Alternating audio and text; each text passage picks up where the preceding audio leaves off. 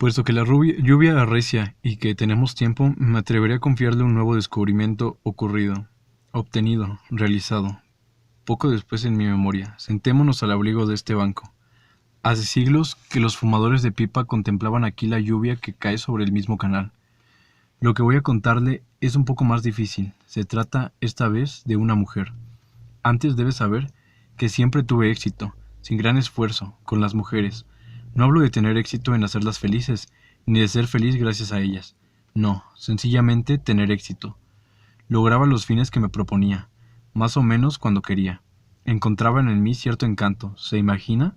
Usted sabe qué es lo que... Usted sabe qué es el encanto, la manera de escuchar un sí como respuesta sin haber formulado ninguna pregunta clara, a lo que uno le responde sí, sin haber formulado ninguna pregunta clara. Así que así me sucedía en aquella época. ¿Le sorprende? Vamos, no lo niegue. Con la cara que tengo es muy natural. Ay, a partir de cierta edad, todos los hombres son responsables de su cara. La mía, pero ¿qué importa? El hecho es que me encontraban el hecho es que en mí encontraban encanto y lo aprovechaba. Sin embargo, no hacía cálculos, actuaba de buena fe, o casi. Mi relación con las mujeres era natural, sencilla, fácil, como suele decirse. No había artimañas, o quizás solamente un ardid obvio que ellas consideraban como un homenaje. Yo las amaba, según la expresión reconocida, lo que quiere decir que jamás amé a ninguna. Siempre consideré la misoginia vulgar y tonta, y siempre juzgué mejores que yo a casi todas las mujeres que conocí. No obstante, al colocarlas tan alto, lo más frecuente era que las utilizaba en lugar de servirlas. ¿Cómo reconocerse? Desde luego que el verdadero amor es excepcional. Aproximadamente se presenta cada 2 o 3 siglos. El resto del tiempo hay vanidad o aburrimiento. Para mí, en todo caso, no era la religiosa portuguesa. No soy del corazón duro. Faltaba más. Estoy, por el contrario, lleno de ternura, y tengo la lágrima fácil. Es solamente de mis impulsos, es solamente que mis impulsos se dirigen siempre hacia mí, que mi ternura me concierne después de todo. Es falso que yo haya amado jamás. En mi vida tuve por lo menos un gran amor, del cual siempre fui objeto. Desde ese punto de vista, después de las inevitables dificultades de la edad temprana, rápidamente tuve todo claro. La sensualidad, solamente, ella reinaba en mi vida amorosa. Buscaba solamente objetos de placer y conquista. Por otro lado, mi constitución me ayudaba. La naturaleza se mostró generosa conmigo. Me sentía un poco orgulloso de ello, y obtenía muchas satisfacciones que no sabría decir si eran de placer o prestigio. Bueno, usted dirá que sigo vanagloriándome. No lo negaré. Y sobre todo me siento menos orgulloso porque sobre este tema me jacto que me jacto es de verdad. En todo caso, mi sensualidad, por no hablar más que de ella, era tan real que incluso por una aventura de 10 minutos hubiera renegado de padre y madre, aunque después tuviera que lamentarlo con amargura. ¿Qué digo? Sobre todo por una aventura de 10 minutos. Y más, aun si tenía la certeza de que no tendría futuro. Yo tenía principios, por supuesto. Por ejemplo, la mujer de mis amigos era sagrada. Simplemente con toda sinceridad, detenía la amistad con todo marido unos días antes. Quizás no debería llamar a eso sensualidad. La sensualidad no es repugnante en sí misma. Seamos indulgentes y hablemos de debilidad, de una suerte de incapacidad congénita, en ver el amor como algo distinto de lo que hacemos con él. Después de todo, esta debilidad era cómoda, aunada a mi facultad para olvidar, estimulada por mi libertad, al mismo tiempo en virtud de cierto aire de ausencia y de irreductible independencia que me proporcionaba. Me brindaba la ocasión de nuevos éxitos. A fuerza de no ser romántico, daba sólido alimento a lo romanesco. Nuestras amigas, en efecto, tienen esto en común con Bonaparte. Siempre piensan tener éxito. Ahí es donde todo mundo ha fracasado. Por lo demás, en aquel comercio, yo satisfacía algo más que mi sensualidad, mi amor por el juego. En las mujeres amaba a las compañeras de un cierto juego que, por lo menos, tenía un sabor a inocencia.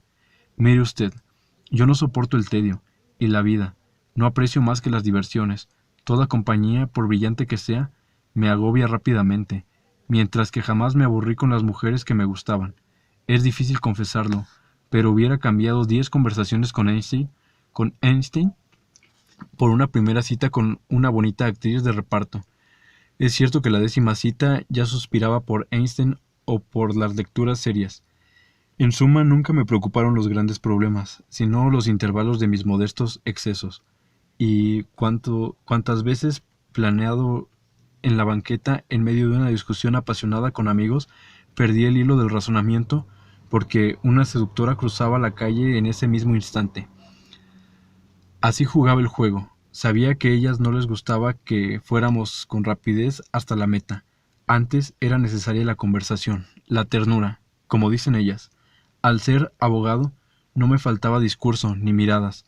Habiendo sido aprendiz de actor en el servicio militar, cambiaba con frecuencia de papel, pero siempre se trataba de la misma obra. Por ejemplo, el número de la seducción incomprensible, del no sé por qué, del no hay razón. Yo quería sentirme atraído.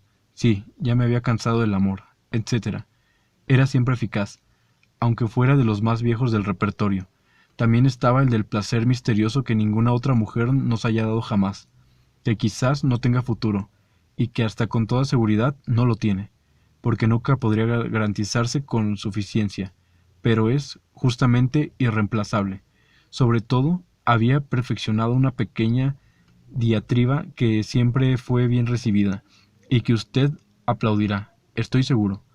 Lo esencial de la diatriba se encontraba en la afirmación, dolorosa y resignada, de que yo no era nadie, no valía la pena, que se encariñaban conmigo, que mi vida estaba en otra parte, que no gozaba de la felicidad, que todos los días una felicidad que quizás hubiera preferido a cualquier otra cosa, pero que, en fin, ya era demasiado tarde.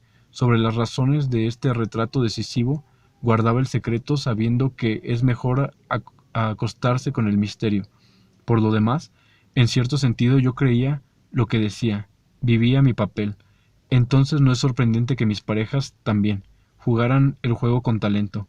Las más sensibles de mis amigas se esforzaban por comprender, y ese esfuerzo las llevaba a melancólicos abandonos. Las otras, satisfechas de ver que yo respetaba las reglas del juego y que tenía la delicadeza de hablarles antes de actuar, pasaban sin esperar la realidad. Entonces había ganado, y doblemente, porque además del deseo que sentía por ellas, satisfacían el amor que tenía por mí mismo, al verificar que cada ocasión mis brillantes capacidades, al verificar en cada ocasión mis brillantes capacidades. Esto es tan cierto que incluso si ocurría que algunas no me proporcionaban más que un placer mediocre, yo trataba sin embargo de reconciliarme con ellas, de vez en cuando, ayudado sin duda por ese deseo singular de favorecer la ausencia, seguido por una complicidad recuperada de repente, pero también para confirmar que nuestros lazos aún existían, y que me correspondía a mí estrecharlos. A veces llegaba hasta hacerles jurar que no pertenecerían a ningún otro hombre, para apaciguar de una vez por todas mis inquietudes sobre ese tema. El corazón, no obstante, no participaba en esa inquietud, y tampoco mi imaginación. Una suerte de pretensión estaba, en efecto, tan encarnada en mí, que tenía dificultad para imaginar, a pesar de la evidencia, que una mujer que fue mía jamás pudiera pertenecer a otro. Pero este juramento que me hacían al comprometerlas me liberaba. Después del momento en que no pertenecían a nadie más, podía entonces decidirme a romper con ellas, lo que de otro modo era casi imposible. La verificación en lo que las concernía estaba hecha, de una vez por todas. Mi poder quedaba asegurado por mucho tiempo. Curioso, ¿no?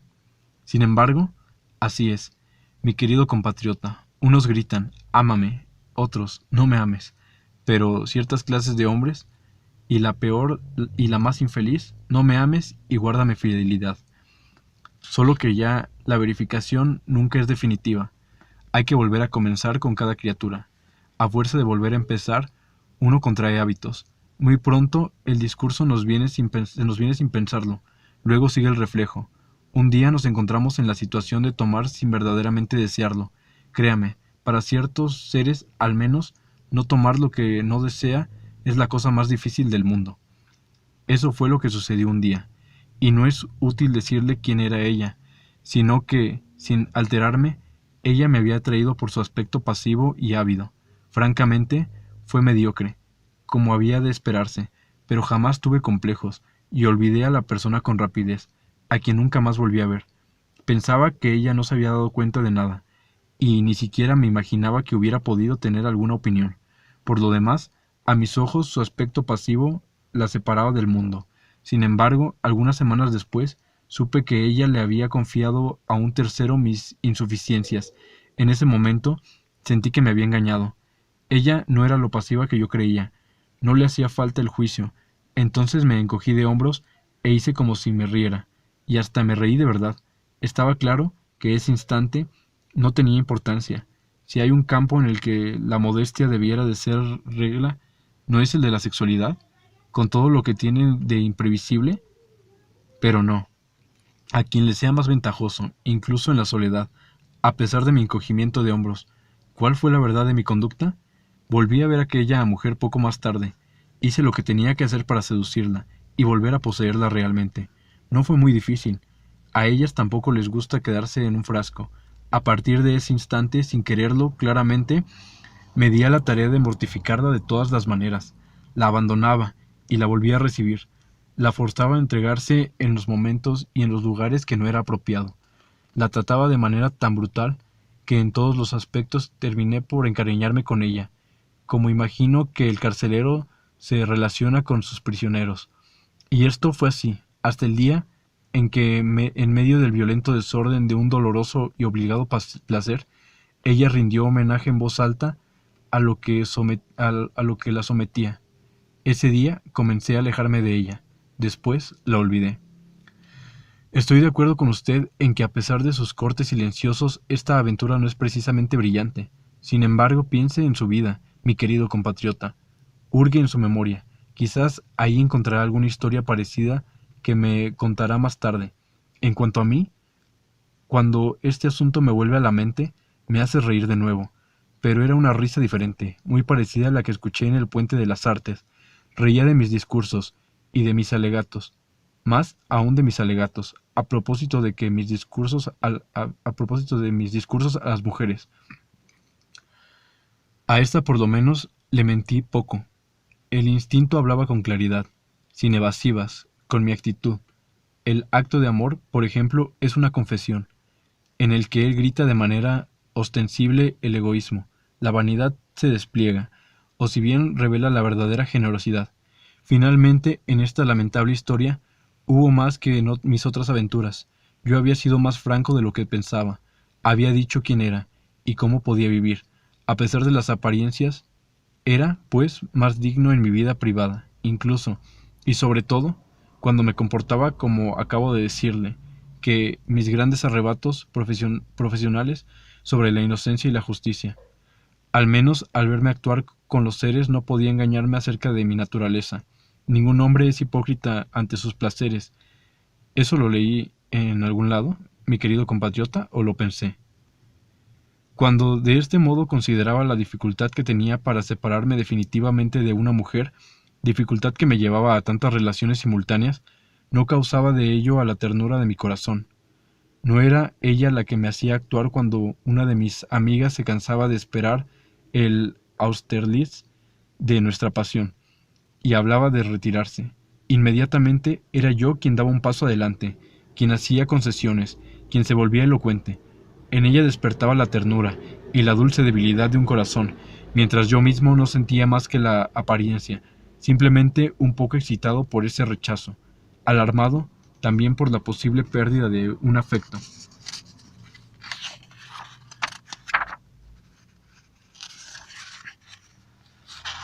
A veces creía sufrir realmente, Es cierto, sin embargo, bastaba que la rebelde partiera verdaderamente para que la olvidara sin esfuerzo, como la olvidaba cuando la tenía a mi lado, cuando ella había decidido en cambio volver.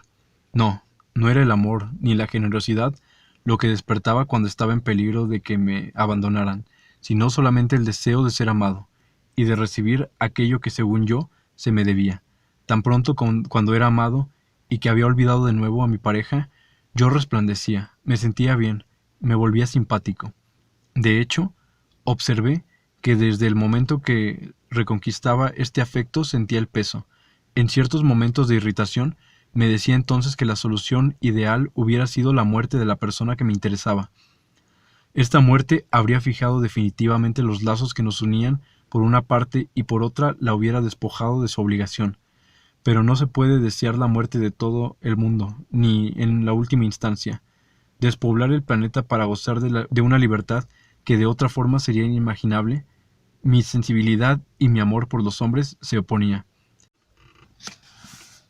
El único sentimiento profundo que llegaba a sentir en esos amoríos era la gratitud, cuando todo funcionaba bien, y cuando se me daba al mismo tiempo la paz, la libertad de ir y venir, que nunca me resultaba más agradable y alegre con una mujer que cuando acababa de abandonar la cama de otra, como si se extendiera a todas las otras mujeres la deuda que acababa de contraer con ellas.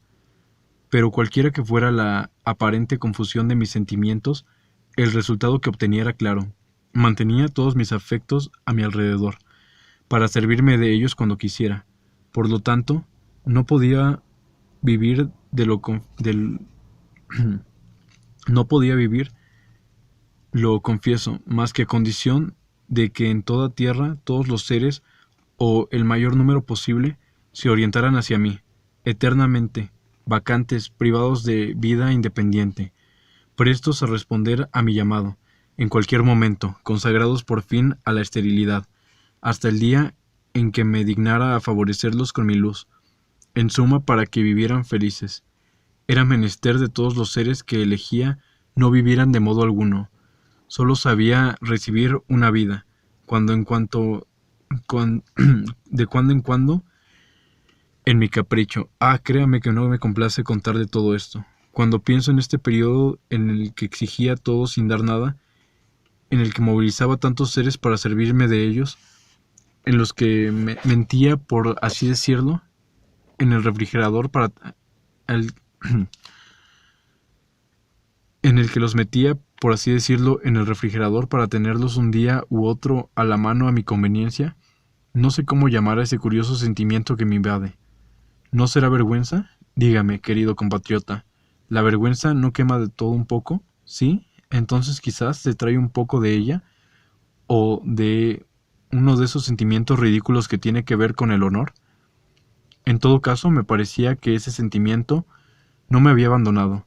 Desde esa aventura me encontré en el centro de mi memoria, cuyo relato no podía aplazar más tiempo, a pesar de mis discreciones y esfuerzos de una a la que espero tenga usted justicia. Vaya, ha dejado de llover. Tenga la bondad de acompañarme a mi casa. Estoy cansado. Es extraño, no por haber hablado, sino por la sola idea de que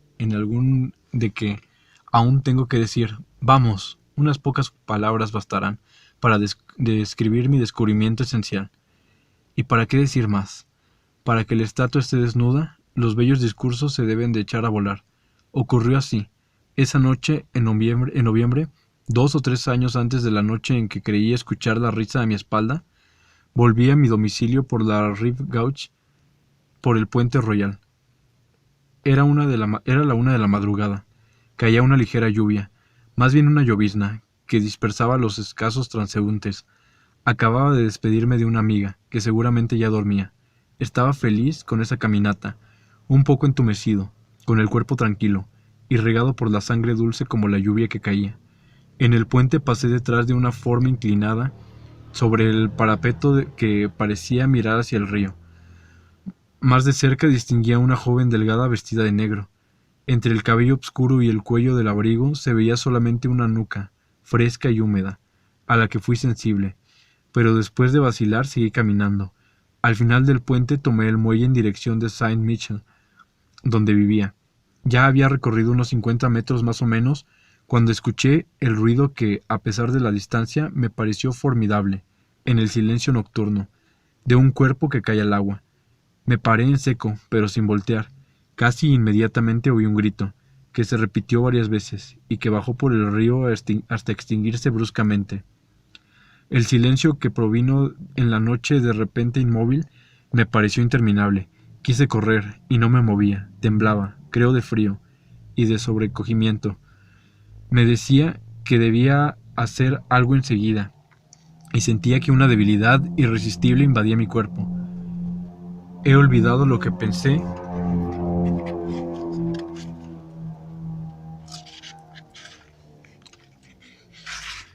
en aquel momento, demasiado tarde, demasiado lejos, o algo por el estilo. Seguía escuchando inmóvil. Luego, a pequeños pasos, me alejé bajo la lluvia. No di aviso a nadie, pero ya llegamos, esta es mi casa, mi refugio. ¿Mañana? Sí, como usted quiera. Con mucho gusto lo llevaré a la isla de Marken. Verá el Zuiderzee. Nos vemos a las 11, en el Mexico City. Como aquella mujer. ¿Cómo? ¿Aquella mujer? Ah, no sé realmente, no lo sé. Ni el día siguiente, ni los días siguieron. Leí los periódicos. Una aldea de muñecas, ¿no le parece? Lo pintoresco no es lo que falta. Pero no lo traje a esta isla por lo pintoresco, querido amigo. Todo el mundo puede hacerle admirar sus cofias, sus zuecos y las casas decoradas donde los pescadores fuman tabaco fino en medio del olor de la pintura eucástica. En cambio, soy una de las pocas personas que podrá mostrarle lo que aquí hay de importante. Llegamos al dique. Hay que continuar para estar lo más lejos posible de las casas tan agradables. Sentémonos, por favor. ¿Qué dice? Vea. ¿No es uno de los paisajes negativamente más bellos? Mire a nuestra izquierda, ese montón de cenizas que allí llaman una duna, el dique gris a nuestra derecha, el arenal descolorido a nuestros pies, y al frente a nosotros el mar con un tenue color deslavado, del vasto cielo donde se reflejan las pálidas aguas. Un infierno impreciso realmente. Solo líneas horizontales, ningún brillo, el espacio es incoloro, la vida muerta. ¿No es una supresión universal la nada sensible a los ojos? No hay hombres. Sobre todo, no hay hombres. Usted y yo solamente, frente al planeta, por fin desierto. ¿Que el cielo vive? Tiene razón, querido amigo. Se espesa, luego crece, abre escaleras de aire, cierra puertas de nubes. Son las palomas. ¿No ha observado que el cielo de Holanda está repleto de millones de palomas invisibles? Puesto que vuelan vuelan tan alto que baten las alas, suben y bajan en el mismo movimiento lleno en el espacio celeste de una manera espesa de plumas grisáceas que el viento lleva y trae. Las palomas esperan allá arriba, esperando todo el año. Dan vueltas sobre la tierra, miran, quisieran descender, pero no hay nada más que el mar, y los canales, techos cubiertos de letreros, y ninguna cabeza donde posarse. ¿No comprende lo que quiero decir? Le confesaré mi cansancio. Pierdo el hilo de mi discurso. Ya no tengo aquella claridad de pensamiento a la que mis amigos les gustaba rendir homenaje.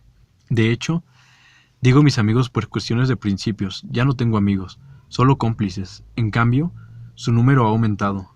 Ahora son el género humano. Y dentro del género humano, usted es el primero. Quien está presente es siempre el primero. ¿Cómo sé que no tengo amigos? Es muy simple, lo descubrí el día que pensé en matarme, para gastarles una buena broma, para castigarlos de algún modo. Pero, ¿castigar a quién? Algunos se hubieran sorprendido, pero ninguno se sentiría castigado. Comprendí que no tenía amigos. Por lo demás, incluso si los hubiera tenido, no hubiera servido de nada. Si me hubiera suicidado y hubiera podido ver después sus caras, entonces sí, hubiera valido la pena. Pero la tierra es oscura, querido amigo. La madera espesa, opaca, la mortaja, los ojos del alma. Sí, sin duda, sí que existe un alma. Y si ella tiene ojos, y sí, ella tiene ojos, pero ya ve, no estamos seguros, nunca estamos seguros. De lo contrario, habría una salida. Se podría al fin tomarnos en serio. Los hombres no se convencen de nuestras razones, de nuestra sinceridad y de la gravedad de nuestro sufrimiento, si no es por nuestra muerte. Mientras estemos vivos, nuestro caso es dudoso. No tenemos derechos más que su escepticismo. Por eso, si hubiera una sola certeza de que pudiéramos gozar el espectáculo, valdría la pena probarles que no quieren creer y asombrarlos. Pero usted se mata y ¿qué importa? Que lo crean o no. Usted no está ahí para observar su asombro y su contradicción. Por lo demás, fugaz, para asistir por fin, según el sueño de cada hombre, a su propio funeral, para dejar de tener dudas de que hay que dejar de existir, ni más ni menos. Por lo demás, ¿no es mejor así? Sufríamos demasiado con su indiferencia. Me las pagarás, decía una muchacha a su padre, porque le había prohibido casarse con un pretendiente demasiado bien peinado. Ella se mató, pero el padre no pagó absolutamente nada. Le encantaba ir a pescar. 3 domingos después volvió al río para olvidar, decía él, y calculó bien. Olvidó. A decir verdad, es lo contrario. Lo que habría sorprendido. Uno cree morir para castigar a su mujer cuando en realidad le devuelve la libertad. Mejor no verlo. Sin contar que uno se arriesga a escuchar las razones que ellos le dan a nuestro acto. En lo que me concierne, ya los oigo decir, se mató porque no pudo soportar. Ah, querido amigo, qué pobres son los hombres en su inventiva. Creen siempre que uno se suicida por razón, pero bien puede uno suicidarse por 2 razones. No, eso no les entra en la cabeza. Entonces, ¿qué sentido tiene morir voluntariamente? Sacrificarse a la idea de que uno quiere dar de sí mismo. Una vez muerto, aprovecharán el momento para atribuir a su acto motivos idiotas o vulgares. Los mártires, querido amigo, deben elegir entre ser olvidados, ridiculizados o utilizados, pero ser comprendidos jamás. Para terminar, vayamos directo al grano. Amo la vida. Esa es mi verdadera debilidad. La amo tanto que no tengo ninguna imaginación para lo que no sea ella. Semejante avidez tiene algo de plebeyo. ¿No cree? No podemos imaginar la aristocracia sin un poco de distancia respecto de sí misma y de su propia vida. Morimos, sí, es preciso. Nos rompemos antes que doblarnos, pero yo no me doblo, porque sigo amándome. Vaya, después de todo, lo que le he contado, ¿qué cree que me pasó? ¿La repugnancia por mí mismo? Vamos, quienes me repugnaban eran sobre todo los demás. En efecto, conocían mis debilidades y las lamentaba. Sin embargo, seguía olvidándolas, con una obstinación bastante metódica. Seguía olvidándolas con una resignación bastante meritoria. El juicio sobre los actos, por el contrario, se realizaba sin tregua en mi corazón. Por supuesto, ¿eso le choca? Quizás piense que no es lógico. Pero la cuestión no es ser lógico. La cuestión es deslizarse. Y sobre todo, sobre todo, la cuestión es sustraerse al juicio. No me refiero a evitar el castigo, porque el castigo sin juicio es soportable. De hecho, hay un sustantivo que garantiza nuestra inocencia, la desgracia. No se trata del contrario del bloque del juicio de evitar que siempre se nos juzgue, de hacer que jamás se pronuncie la sentencia. Pero el juicio no se evita tan fácilmente. Hoy en día siempre estamos listos para juzgar, así es como para fornicar, con la diferencia de que no hay que temer insuficiencias. Si lo duda, preste oídos a la conversación que se dice en la mesa, durante el mes de agosto, en esos hoteles de verano, a donde acuden nuestros generosos compatriotas. Para hacer su cura del tedio. Si todavía duda en sacar una conclusión,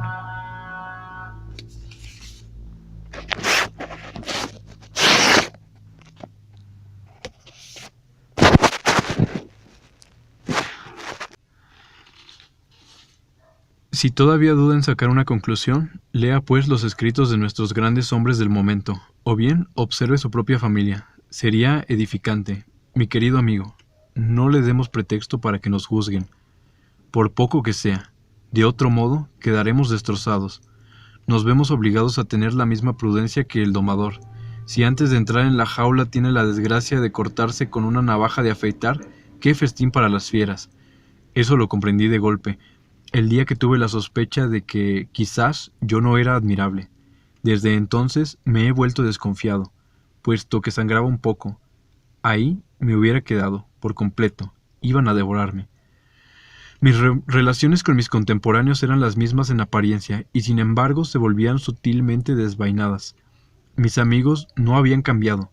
Cuando llegaba la ocasión, alababan siempre la armonía y la seguridad que encontraban a mi lado, pero yo solo era sensible a los desacuerdos, al desorden que me saturaba. Me sentía vulnerable y expuesto a la acusación pública. Mis semejantes dejaban de ser mis ojos, el auditorio respetuoso al que estaba acostumbrado. El círculo del cual yo ya no era centro se rompía, y ellos se colocaban sobre una sola fila, como en un tribunal. A partir del momento en que entendí que había en mí algo que juzgar, comprendí en suma que en ellos había una vocación irresistible al juicio. Allí estaban ellos como antes, pero ahora reían, o más bien, a mí me parecía que al contrario, conmigo cada uno de ellos me miraba con una sonrisa disimulada. Incluso en esa época tuve la impresión de que me ponían zancadillas,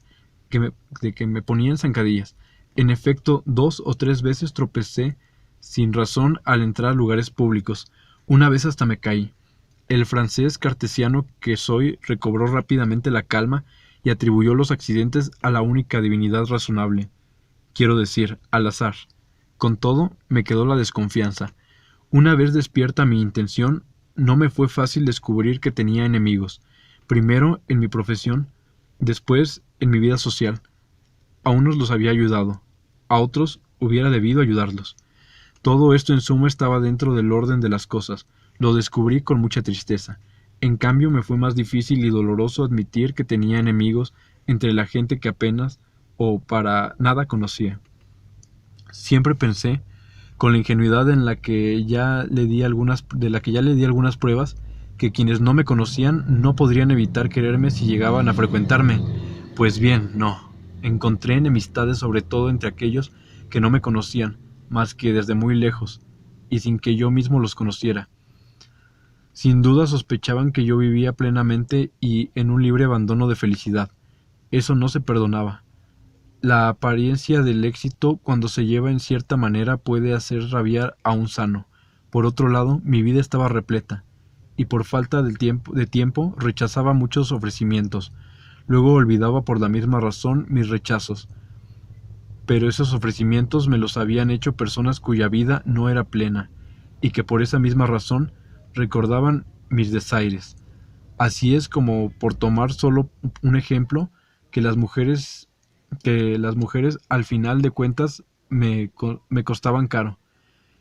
El tiempo que les consagraba no había de dedicárselo a los hombres, que no siempre me lo perdonaban.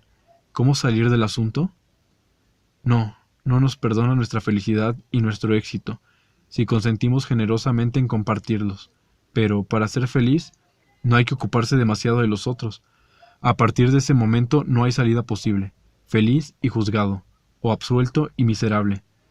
En mi caso la justicia era más grande, estaba condenado por felicidades pasadas, había vivido muchos años en ilusiones, de acuerdo a un general, mientras que, de otras partes, los juicios, las flechas y las burlas se abalanzaban sobre mí, distraído y sonriente. Desde el día en que estuve alerta, cobré lucidez, recibí todas las heridas al mismo tiempo, y perdí las fuerzas de un solo golpe. El universo entero se puso entonces a reír a mi alrededor. Y eso es lo que ningún hombre, sino solo aquellos que no viven, quiero decir, los sabios, pueden soportar. La única defensa es la maldad. Así la gente se apresuraba a juzgar para no verse ellas mismas juzgadas. ¿Qué quiere usted? La idea más natural del hombre, la que se presenta ingenuamente como el fondo de la naturaleza, es la idea de su inocencia. Desde ese punto de vista, todos somos como ese francesito que en Buchenwald se obstina en que él escriba. El prisionero recién y registra su llegada antepusiera una reclamación. El escriba y sus camaradas se echaron a reír. Es inútil, viejo, aquí no se hacen reclamaciones. Es que mire usted, señor, decía el francesito, mi caso es excepcional. Yo soy inocente. Todos somos casos excepcionales, todos queremos apelar algo. Cada uno exige ser inocente, a cualquier precio, incluso si para ello hay que acusar al género humano y al cielo. Complacerá mediocremente a un hombre si lo felicita por sus esfuerzos gracias a los cuales llegó a ser inteligente o generoso. En cambio, se llenará de satisfacción si admira su generosidad natural. A la inversa, si usted le dice a un criminal que su falta no se debe a la naturaleza ni a su carácter, sino a las circunstancias desafortunadas, le estará vehemente agradecido. Incluso durante el letargo escogería ponerse a llorar en ese momento. Sin embargo, no hay mérito en ser honrado o inteligente de nacimiento, como tampoco somos más responsables de ser criminales por naturaleza que por circunstancias. Pero esos bribones quieren la gracia, es decir, la irresponsabilidad, y alegan sin vergüenza justificaciones de la naturaleza o excusas de circunstancias. Aún así son contradictorias. Lo esencial es que sean inocentes, que sus virtudes por gracia de nacimiento no puedan ser puestas en duda.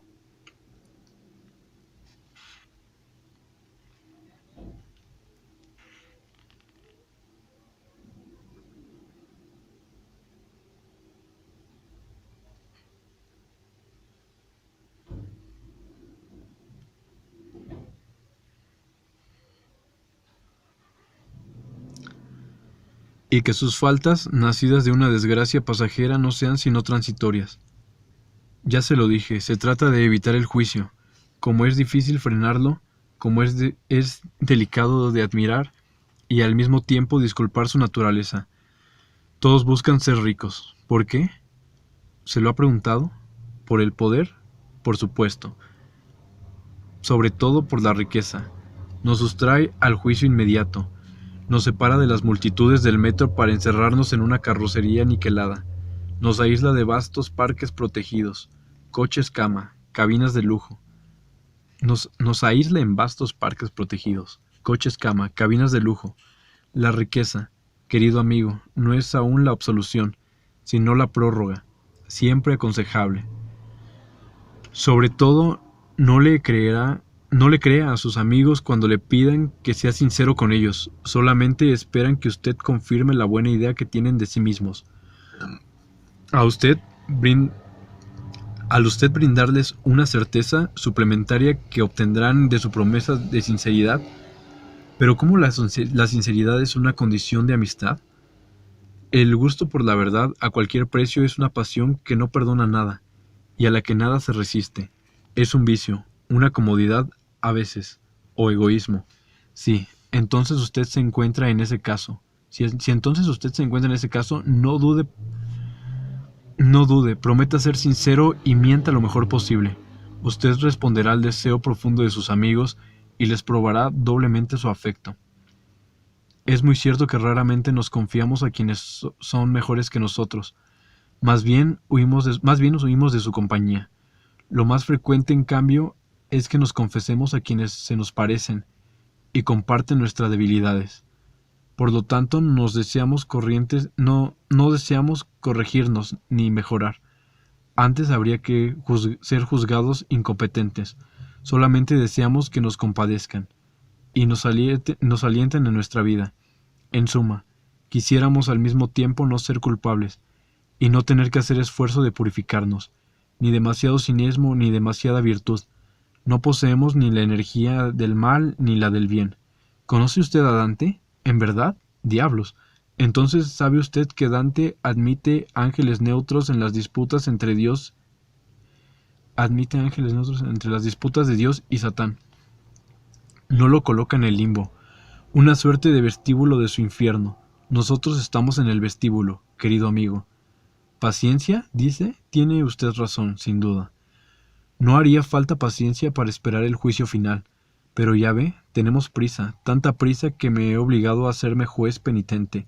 Sin embargo, primero tuve que ordenar mis descubrimientos y ponerme en regla con la risa de mis contemporáneos. A partir de la noche en la que fui llamado, porque realmente fui llamado, tuve que responder o por lo menos buscar la respuesta. Y no fue cosa fácil. Me equivoqué durante mucho tiempo. Primero fue necesario que la risa perpetua y que los que se reían me enseñaran a verme con más claridad. En fin, a descubrir que no era sencillo. No sonría. Esta verdad no es primera como Esta verdad no es primera como pareciera. Llamamos verdades primeras a aquellas que descubrimos después de todas las otras. Eso es todo. Lo cierto es que después de largos estudios sobre mí mismo, identifiqué la duplicidad profunda de la criatura humana. Entonces comprendí, a fuerza de hurgar en mi memoria, que la modestia que me ayudaba a brillar, la humildad a vencer y la virtud a oprimir, hacía la guerra por medios pacíficos y al fin obtenía gracia a la diferencia todo lo que deseaba. Por ejemplo, nunca me dejaba cuando olvidaba la fecha de mi cumpleaños.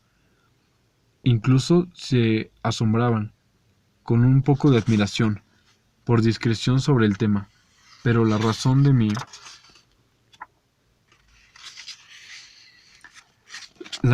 indiferencia era aún más discreta. Yo deseaba ser olvidado para poder lamentarme.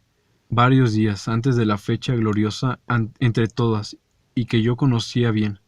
Estaba al acecho, atento de que no se me escapara nada que pudiera llamar la atención y despertar el recuerdo de aquellos cuyo olvido contaba. No tuve un día la intención de alterar un calendario.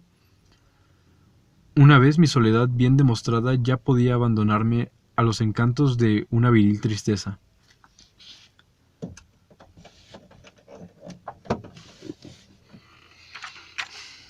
De modo que la cara de todas mis virtudes tenía un reverso menos impresionante. Es cierto que en otro sentido mis defectos se volvían ventajas. La obligación en la que me encontraba de ocultar la parte viciosa de mi vida me daba, por ejemplo, un aspecto frío, que se confundía con el de la virtud. Sin indiferencia, me valía ser amado. Mi egoísmo culminaba en mi generosidad. Aquí me detengo. Demasiada simetría perjudicaría mi demostración. Pero vaya, me demostraba duro, y nunca pude resistir el ofrecimiento de una copa de una mujer. Me consideraba enérgico, y mi reino era el hecho. Gritaba mi lealtad a voz en cuello, y no creo que haya habido un solo ser que yo haya amado a quien no haya también traicionado. Por supuesto, mis traiciones no impedían mi fidelidad, a fuerza de indolencias. Realizaba un trabajo considerable, nunca dejé de ayudar a mi prójimo, en virtud del placer que me procuraba. Por más que me repitiera estas evidencias, solo obtenía consuelos superficiales. Ciertas mañanas estudiaba mi proceso a fondo. Llegaba a la conclusión de que yo destacaba, sobre todo en el desprecio.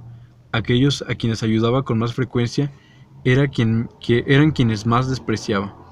Con cortesía, con una solidaridad llena de emoción, escupía todos los días a la cara de todos los ciegos. Seamos francos, ¿existe alguna excusa para ello? Hay una, pero tan miserable que no puedo pensar en hacerla valer. En todo caso, ya ve, jamás pude creer profundamente en que los asuntos humanos fueran cosas serias. ¿Dónde estaba la seriedad? No lo sabía, salvo que no era para nada lo que yo veía, y me parecía solamente como un juego divertido o inoportuno. En verdad, hay esfuerzos y convicciones que jamás comprendí. Siempre miraba con asombro y un poco de sospecha unas extrañas criaturas que morían por dinero, que desesperaban por la pérdida de una posición, o que se sacrificaban con grandes ademanes por la prosperidad de su familia. Comprendí mejor aquel amigo que se había metido en la cabeza dejar de fumar, y a la fuerza de voluntad lo había logrado. Una mañana abrió el periódico, leyó que la primera bomba H había explotado, se informó de sus admirables efectos, y entró sin tardar en una tienda de tabaco. Posiblemente hacía como si tomara la vida en serio, pero muy pronto me era evidente la frivolidad de la seriedad y continuaba solamente a jugar mi papel, lo mejor que podía. Jugaba a ser eficaz, inteligente, virtuoso, cívico, indignado, indulgente, solidario, edificante. Bastaba, me detengo. Habrá entendido que yo era como mis holandeses, que están ahí sin estarlo. Estaba ausente en el momento en el que estaba más presente. Nunca fui verdaderamente sincero y entusiasta, más que en la época en que hacía deporte y el servicio militar. Cuando actuaba en las obras representábamos el placer nuestro. En ambos casos había una regla de juego. No era seria, pero nos divertía tomarla como tal. Aún ahora los partidarios del domingo, a un estadio lleno a reventar, y el teatro, que amé con una pasión sin igual, son los únicos lugares del mundo donde me siento inocente. Pero, ¿quién admitiría semejante actitud, sea legítima cuando se trata de amor, de la muerte o del salario de los miserables? Sin embargo, ¿qué hacer? Yo no imaginaba el amor de Isolda más que en las novelas de los escenarios. Los agonizantes me parecían a veces compenetrados en sus papeles. Las respuestas de mis clientes pobres me parecían siempre la misma treta. Desde entonces, viviendo entre los hombres sin compartir sus intereses, no podía creer los compromisos que asumía. Era lo suficientemente cortés e indolente para responder a lo que me esperaba mi profesión, mi familia o mi vida de ciudadano, pero cada vez que lo hacía, con suerte de distracción que terminaba por echarlo todo a perder. Viví toda mi vida bajo un doble signo. Mis acciones más graves fueron a menudo aquellas en las que menos me había comprometido. Después de todo, ¿no era eso lo que, para agregar a las tonterías que yo pude perdonarme, me rebelé con mayor violencia contra el juicio que se sentía a mi alrededor y que me obligó a buscar una salida? Durante algún tiempo y en apariencia mi vida continuó como si nada hubiera cambiado. Estaba sobre rieles y rodaba, como a propósito. Los elogios aumentaban a mi alrededor. Justamente el mal vino de ahí. ¿Usted lo recuerda? Desdichados sean cuando todos los hombres hablen mal de ti. Ah, ese hombre tenía la verdad en la boca. Desdichado de mí, la máquina comenzó a tener caprichos, detenerse sin explicación.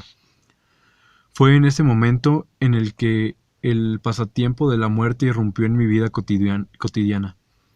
Calculaba los años que me separaban de mi fin, buscaba ejemplos de hombres de mi edad que ya estuvieran muertos, y me atormentaba la idea de que tendría tiempo para cumplir mi misión. ¿Qué misión? No lo sabía. Para ser francos, ¿valía la pena que continuaba haciendo lo que hacía? Pero no era exactamente eso. En efecto, un temor ridículo me perseguía. No podía morir sin haber confesado todas mis mentiras. No a Dios, ni a ninguno de sus representantes. Yo estaba por encima de eso, como puede imaginarse. No se trata de confesarlas a los hombres, a un amigo, a una mujer amada, por ejemplo. De otro modo, si una sola mentira hubiera permanecido oculta en mi vida, la muerte la volvería definitiva. Nadie jamás conocería la verdad sobre ese punto, puesto que el único que la conocía era precisamente el muerto, dormido con un secreto. Este asesinato absoluto de la verdad me daba vértigo. Hoy dicho entre paréntesis, me procuraría más bien delicados placeres, por ejemplo, la idea de que soy el único que sabe dónde está lo que todo el mundo busca, y que tengo en mi casa un objeto que ha hecho correr en vano a 3 policías. Me resulta simplemente deliciosa. Pero dejemos eso. En aquella época aún no había encontrado el método y me atormentaba. Por supuesto que reaccionaba. ¿Qué importa una mentira de un hombre en la historia de las generaciones? ¿Y qué pretensión querer sacar a la luz la verdad de un engaño miserable, perdido en el océano del tiempo, como un grano de sal en el mar? Me decía también que la muerte del cuerpo, a juzgar por aquella que había visto, era en sí misma castigo suficiente que lo absolvía todo. Se ganaba la salvación, es decir, el derecho a desaparecer definitivamente, como el sudor de la agonía. De cualquier forma, el malestar aumentaba. La muerte seguía fiel a mi cabecera. Me levantaba con ella, y los elogios la volvían cada vez más insoportables. Se volvían cada vez más insoportables. Me parecía que la mentira aumentaba con ellos, de forma tan desmesurada que más podría ponerme en regla. Llegó un día en el que ya no pude más. Mi primera reacción fue desordenada. Puesto que era mentiroso, iba a manifestarlo y a arrojar mi duplicidad a la cara de todos aquellos imbéciles que lo descubriesen. Provocando, a decir verdad, respondía al desafío. Para evitar la risa pensaba entonces abalanzarme a la burla general. En suma, se trataba otra vez de sustraerse el juicio. Quería poner a los que se reían de mi lado, o al menos yo ponerme de su lado. Pensaba, por ejemplo, en empujar a los ciegos en la calle, y en dicha imprevista que y en la dicha imprevista que experimentaban descubría hasta qué punto una parte de mi alma los detestaba. Pensaba ponchar sus neumáticos de los carritos de los enfermos, ir a gritar, sucio pobre, bajo los andamios donde trabajaban los obreros, abofetear a los niños de pecho en el metro. Soñaba con todo eso, y no hice nada, ¿o sí? Hice algo aproximado, lo he olvidado. O si hice algo aproximado, lo he olvidado. Lo cierto es que la palabra justicia me provocaba una cólera extraña. Seguía utilizándola con necesidad de mis alegatos, pero me vengaba maldiciendo públicamente el sentido de la humildad. Anunciaba la publicación de un manifiesto que denunciaba la opresión de los oprimidos, hacía pensar a la gente honrada. Un día que comía langosta en la terraza de un restaurante y en el que el mendigo que importunaba, llamé al un día comía langosta en la terraza de un restaurante y en el que un mendigo importunaba, llamé al dueño para que lo echara y aplaudí con gran alboroto el discurso de este justiciero. Usted molesta, decía. Póngase en su lugar de esos señores y señoras, en fin, también decía. A quien quisiera escuchar, a quien quisiera escuchar que lamentaba la imposibilidad de actuar como un propietario ruso, cuyo carácter admiraba. Hacía azotar tanto a los campesinos que los saludaban como a aquellos que no los saludaban para castigar su descaro, que él juzgaba, en ambos casos, igualmente insolente. Sin embargo, recuerdo excesos más graves. Comencé a escribir una oda a la policía y una apótesis del machete. Sobre todo, me obligaba a visitar regularmente cafés especializados donde se reunían nuestros humanistas profesionales. Mis buenos antecedentes hacían naturalmente que me recibieran bien. Ahí, parecerlo, dejaba escapar una palabra fuerte. Gracias a Dios, decía, o simplemente, Dios mío. Usted sabe cómo nuestros ateos de cantina son tímidos comulgantes. Un momento de estupor seguía a la enunciación de esta barbaridad. Me miraban desconcertados. Luego estallaban en el tumulto.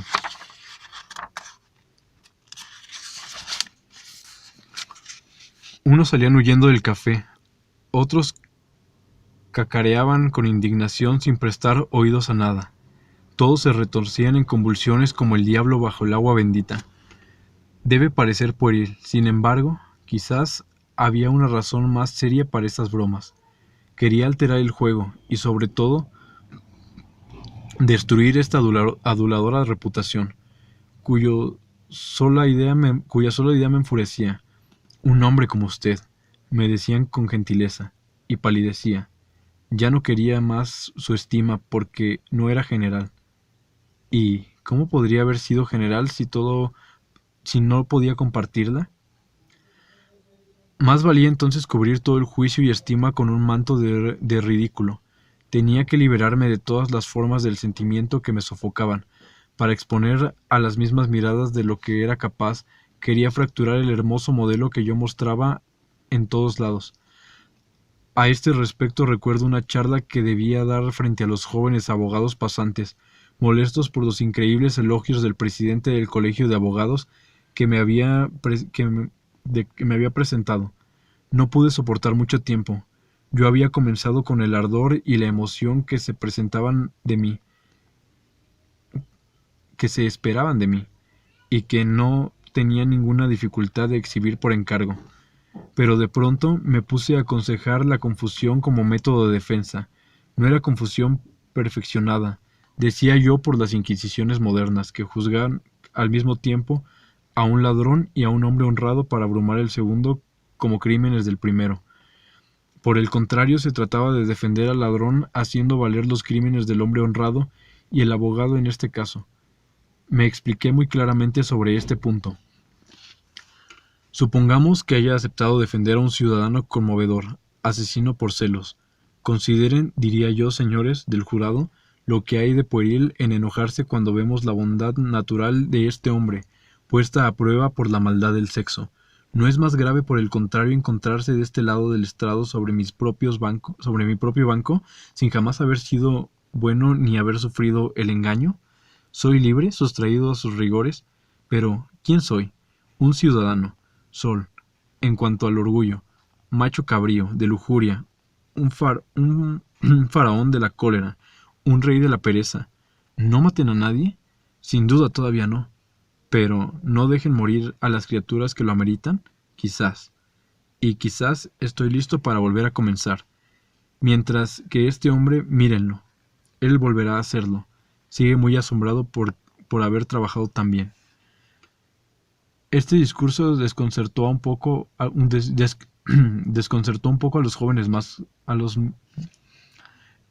Este discurso desconcertó un poco a mis jóvenes colegas.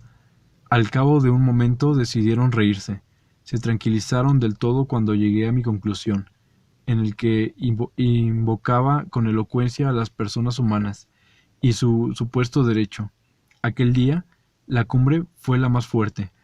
Al renovar estas amables extravagancias logré solamente desorientar un poco la opinión, no desarmarla, ni sobre todo al desarme de mí mismo.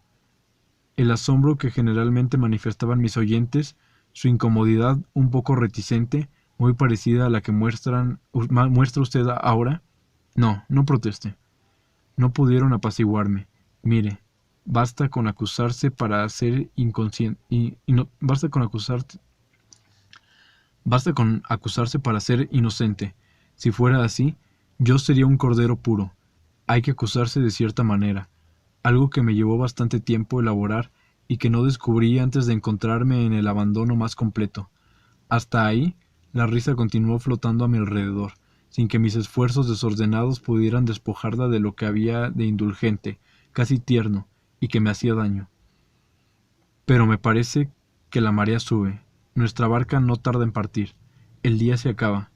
Mire las palomas que se reúnen allá arriba. Se amontonan unas contra otras. Apenas se mueven, y la luz disminuye. ¿Quiere que guardemos silencio para saborear de esta hora tan siniestra? ¿No? ¿Le intereso? Es muy honesto. Además, ahora corro el riesgo de interesarlo en realidad. Antes de explicarle sobre los jueces penitentes, debo hablarle del libertinaje del mal confort.